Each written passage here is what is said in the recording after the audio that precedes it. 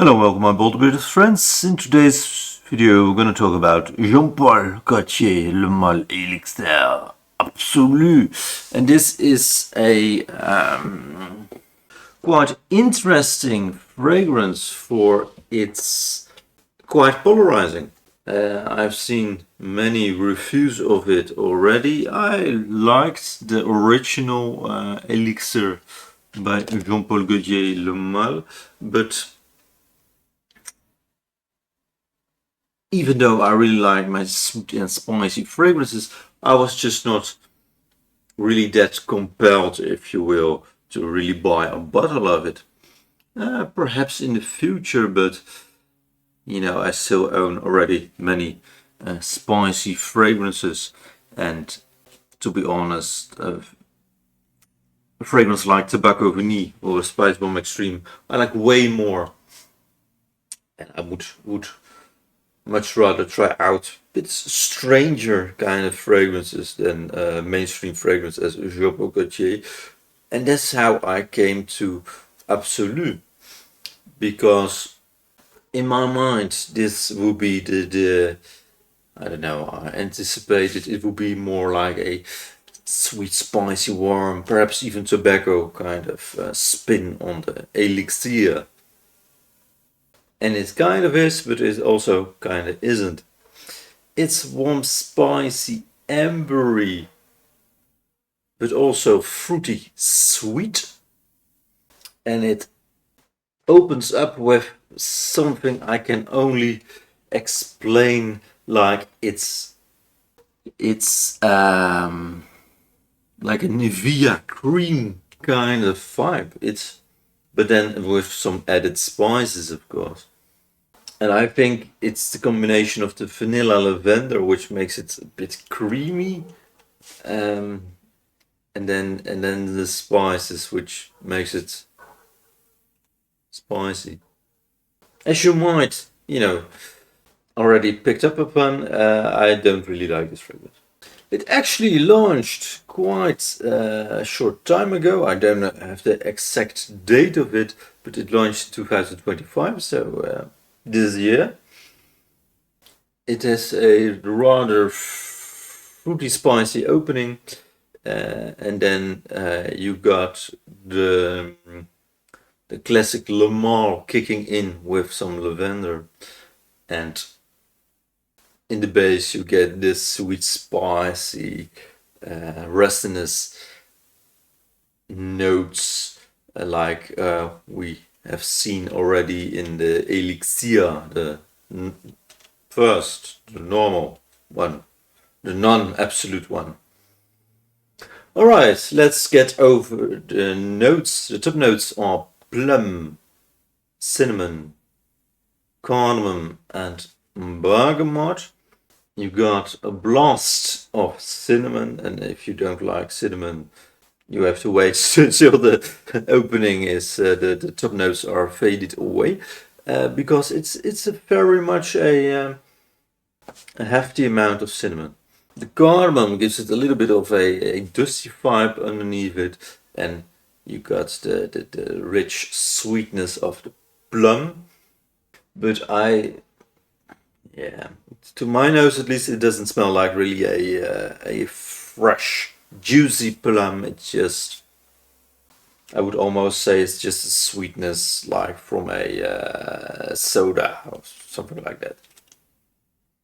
Then you get the classic Le Mal kind of mid notes of lavender, and it's pretty much, it's really noticeable, the lavender, and that's actually what I like in this fragrance. For you would expect a Le Mal fragrance to have lavender, and if you don't pick it up, is it really a Le Mal fragrance?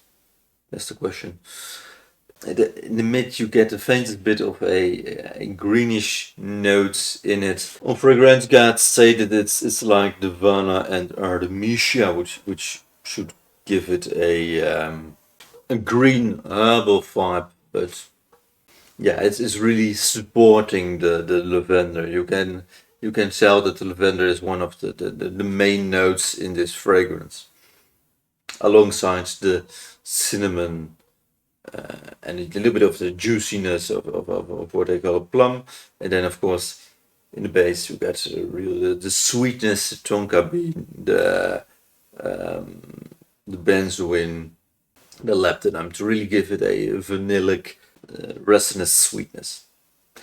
Then we get the base, and I kind of went over it already, but it has tonka bean, benzoin, some musk, patchouli, and leptinum. So you really get the resinous, sweet, vanillic vibe to it, and it's, yeah, how would I describe it? It's almost like a fake sweetness, and then I think it's quite a European way of expressing it. We of course use real sugar in the European Union, but it has a bit of a corn syrup sweetness, in a way that it doesn't feel like real sweet, like how you would expect something sweet to smell. I don't know if this makes any sense to any of you, but that's how in my mind it works apparently. Perhaps I should have written it out before reviewing this fragrance. Yeah. What I do like, however, is, and I already went over the top notes, but the cardamom also provides a little bit of a almost dusty, dusty, spicy vibe, and that's what I like about it. On Fragrantica, it's stated that longevity is long-lasting and it has a strong sillage.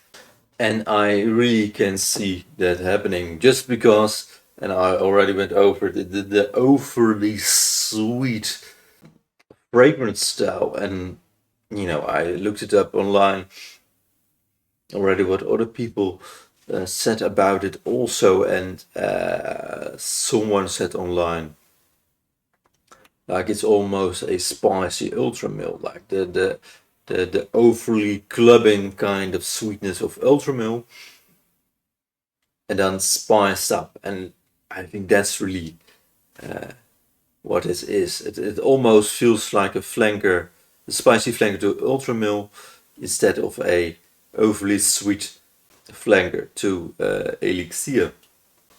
This is, of course, however, my opinion, and I would highly recommend you all to try it if you can in a store, spray it on, walk for a couple hours, sniff it every hour, see what it does on your body, and if you like it. And if you like these kinds of videos, check out my other videos. Have a nice day. Ciao.